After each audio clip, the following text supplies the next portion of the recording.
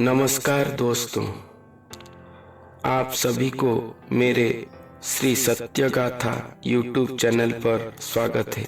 मैं मेरे चैनल के माध्यम से आप सभी को कल्कि अवतार की अवतरण गाथा के विषय पर, जो हमारे ओडिशा की भविष्यवाणिका ग्रंथों पर लिखा गया है, मैं बस वही बातें बता रहा हूँ। पूरे पुस्तक प्रमाण के साथ आप सभी को बताने की कोशिश कर रहा हूँ।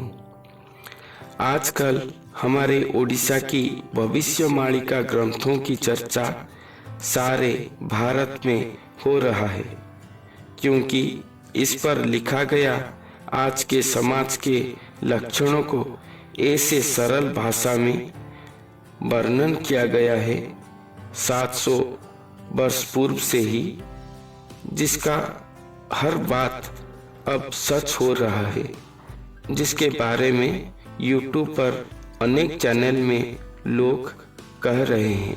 मगर मेरा रिसर्च तो केवल श्री कल्कि अवतार और वो महापुरुष के बारे में है, जिनके शरीर पर स्वयं भगवान अपने अवतरण लीला रचे हैं। इसीलिए मैं आपके सामने केवल कल्कि अवतार और वो महापुरुष के बारे में ही वर्णन करूंगा।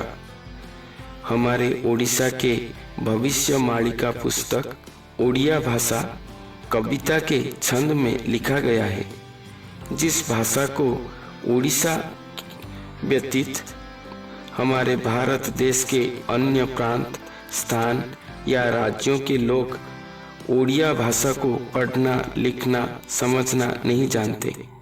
मगर दोस्तों, मेरे पठन के अनुभव से ओडिशा के भविष्यवाणिका ग्रंथों पर श्री कल्कि अवतार के अवतरण की लीला की हर रहस्य को अति ही सरल भाषा पर, कविता के छंद पर अति ही गुप्त तरीके से वर्णन किया गया है, जिसको आप सभी के सामने उपस्थापन करने की प्रयास मैं कर रहा हूँ।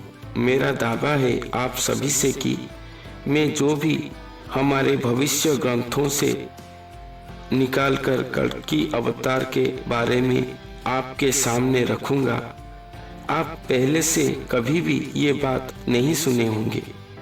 मैं जो भी कहता हूँ पूरे पुस्तक प्रमाण सहित कहता हूँ। मैं जो भी कहता हूँ और जो पुस्तक से निकाल कर कहता हूँ, वो सारे पुस्तक मेरे पास ही मौजूद है।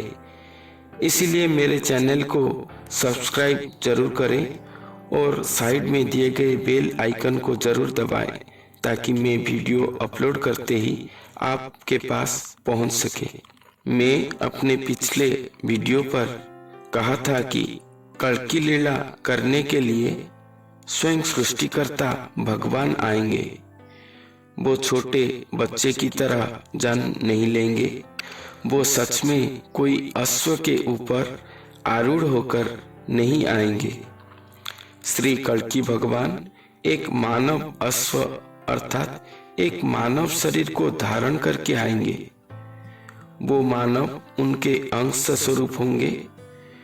उनके विषय पर भविष्य ग्रंथों पर बहुत सारे बातें लिखा गया है, जिनमें से कुछ मैं यहाँ पर कहता हूँ कि वो मानव स्वरूप श्री भगवान का श्री अंग जात अंश स्वरूप होंगे। वो मानव देही हमारी तरह जन्म लेंगे, साधारण शिशु की तरह बढ़ेंगे, सामाजिक शिक्षा ग्रहण करेंगे, गृहस्थ होंगे अर्थात विवाह आदि करेंगे। हमारे मालिका ग्रंथों के अनुसार वो जब 26 साल का युवक होंगे, वही से वो प्रभु पथ को अर्थात आध्यात्मिक पथगामी होंगे। उसके बाद दीर्घ 26 वर्ष साधना युक्त होने के बाद जब उनको 48 वर्ष होगा या उनको 48 वर्ष हुआ होगा, उस समय के अंदर वो श्री भगवान को अपने शरीर पर धारण कर चुके होंगे। अर्थात उन्हें जब 48 वर्ष हुआ होगा, तब श्री भगवान उस नरांग या उस नर स्वरूप को धारण करके मही पर विचरण करते होंगे। हमारे श्री मालिका पुस्तक के अनुसार वो नरदेही निष्काम भगवतीय साधन के द्वारा भक्त से गुरु ब्रह्म स्वरूप होंगे। उसके बाद ही स्वयं सृष्टिकर्ता भगवान की धरती पर एक नर शरीर को धारण प्रक्रिया आरंभ होगा। उसके बाद ही स्वयं सृष्टिकर्ता भगवान का धरती पर अवतरण होने की लीला अर्थात एक नर शरीर को धारण करने की प्रक्रिया आरंभ होगा। श्री भगवान गुरु अंग को धारण करने के बाद उस अंग पर अपना शून्य अंग को स्थूल गुरु अंग के साथ एकाकार करेंगे और वही अंग पर छुपकर बैठे होंगे। आप अगर उनके पास जाओगे तो श्री भगवान को नहीं, केवल वो गुरु स्वरूप को दर्शन करके या भेंट करके आओगे, मगर कुछ भी जान नहीं पाओगे कि उनके शरीर पर स्वयं भगवान रहते हैं। आपको शायद मेरे ये बात काल्पनिक लग रहा होगा, मगर ये सभी बातें हमारी ओडिशा के भविष्य ग्रंथों पर ही लिखा गया है। श्री भगवान एक गुरु स्वरूप को धारण करके धरती पर आएंगे। इसके पुस्तक प्रमाण मैं आपके सामने उपस्थापन कर रहा हूँ।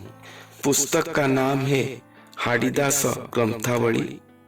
संत हाड़ीदास ओडिशा के एक फेमस साधक थे। वो भविष्य मालिका ग्रंथों को लेकर ओडिशा पर बहुत फेमस हैं। संत हाड़ीदास के ग्रंथावली हाड़ीदास ग्रंथावली के नाम पर जाना जाता है। उस ग्रंथावली के मालिका चौतीसा नामक कविता चौतीसा खंड पर लिखा गया है। ओडिया भाषा पर कविता के छंद पर लिखा गया है, जो मैं आपको सुना रहा हूँ। कहुअछि हेतु करी सुण सूर्य जन, कलिरे कलंकी रूप हेबे भगवान, कपटरे हे करुछंती लीला ए संसारे हे, गुप्त अंगे खेलुछंती सिद्ध पीठे बसी, गुरु अंग धरिण से संसार को आसी। इस पंक्ति का अर्थ है कि इस कलयुग पर स्वयं भगवान कल्कि अवतार लेंगे, मगर वो अपना कपट लीला रचना करेंगे। कपट लीला क्या है? ये भगवान का कपट लीला क्या है, इसको व्याख्या कर रहे हैं यहाँ पर संत ने कि श्री भगवान अपने श्रीअंग स्वरूप को एक नर अंग के अंदर गुप्त करके रखे होंगे। श्री भगवान अपने श्रीअंग स्वरूप को एक नर अंग के अंदर गुप्त करके रखे होंगे, जिनको हम अपने मनुष्य चक्षु से देख नहीं पाएंगे। श्री भगवान का वो दिव्य स्वरूप को हम अपने मनुष्य चक्षु से देख नहीं पाएंगे। जिस नर शरीर पर वो गुप्त होकर रहे होंगे वो एक गुरु का शरीर होगा। उस गुरु अंग को धारण करके संसार को स्वयं भगवान आए होंगे और इसलिए वो नर शरीर को यहाँ पर गुप्त अंग कहा गया है, क्योंकि स्वयं भगवान अपना शरीर को वो नर के स्वरूप पर, वो गुरु के शरीर पर छुपा कर रखे होंगे, गुप्त कर कर रखे होंगे। इसीलिए वो गुप्त अंग है और वो गुप्त अंग एक गुरु का अंग होगा और वो गुरु एक सिद्ध पीठ स्थान अर्थात उनका सिद्ध पीठ, उनका साधना क्षेत्र जो होगा, ये उनका साधना क्षेत्र एक सिद्ध पीठ होगा, सिद्ध देव भूमि होगा, देवता भूमि होगा, वहीं पर वो बैठे होंगे। इसी तरह से श्री भगवान धरती पर अवतरण करेंगे।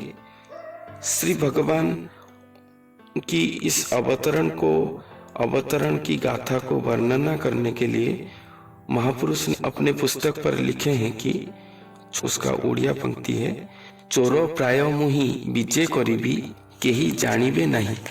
श्री भगवान कह रहे हैं यहाँ की, जैसे एक चोर चोरी करने के लिए जब निकलता है तो वो छुप कर जाता है ताकि कोई भी उसे देख नहीं पाए या उसका टेर कोई भी नहीं पाए।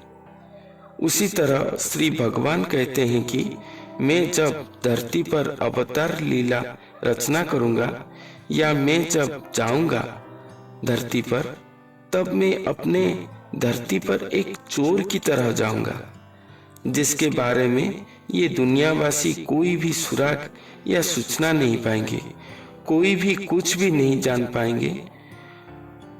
खुद भगवान आएंगे, कब, कहाँ, कैसे नरदेही हो गए और नरदेही होने के बाद वो भारतवर्ष पर कहाँ पर हैं, इसके बारे में कोई कुछ भी जान नहीं पाएंगे।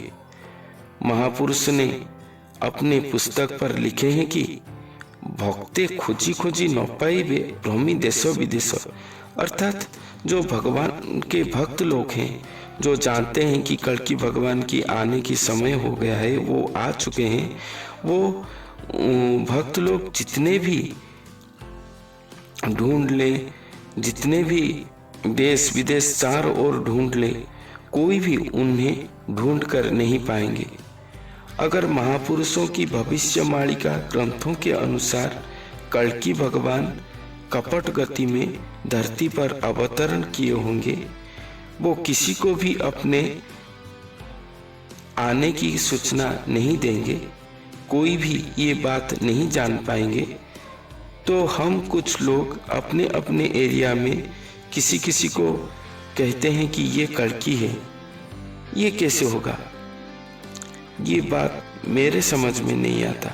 महापुरुष अच्युतानंद जी ने अपने भविष्यवाणिका पुस्तक पट्टामढ़ान पुस्तक पर कहे हैं कि कल्कि भगवान के आविर्भाव के समय पर बहुत सारे लोग अपने आप को वो महापुरुष या सिद्ध गुरु कहते होंगे, जिनके शरीर पर स्वयं कल्कि भगवान विराजमान करे हैं, और इस कलयुग की लोग भी उनके बातों पर विश्वास कर लेंगे, मगर जो सच में कल्कि भगवान की अंग धारक गुरु होंगे, उनका खबर कोई भी नहीं जान पाएंगे।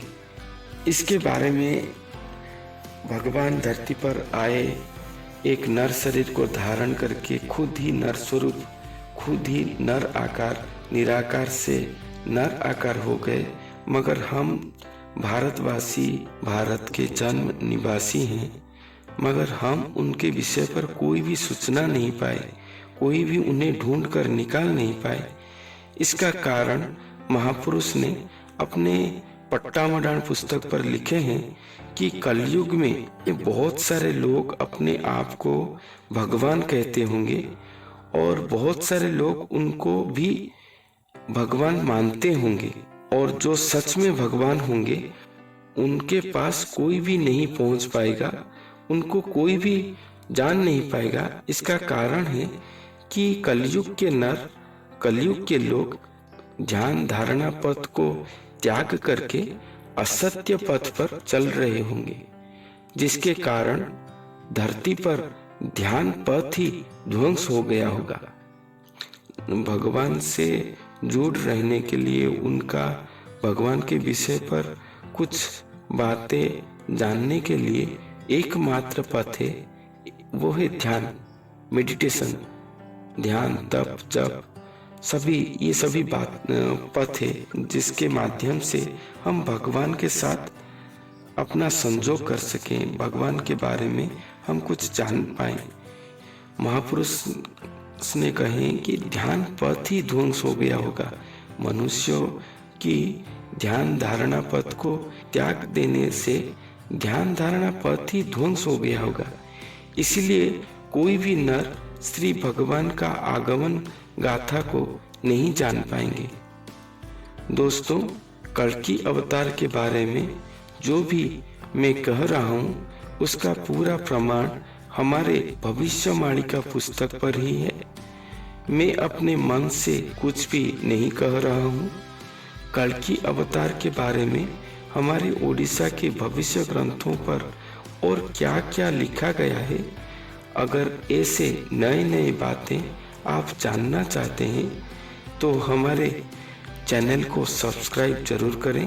हमारे वीडियो आपको अच्छे लगे तो लाइक करें, शेयर करें और अपना मंतव्य कमेंट बॉक्स पर जरूर लिखकर बताएं। फिर मिलते हैं अगले वीडियो पर। तब तक के लिए नमस्कार, धन्यवाद।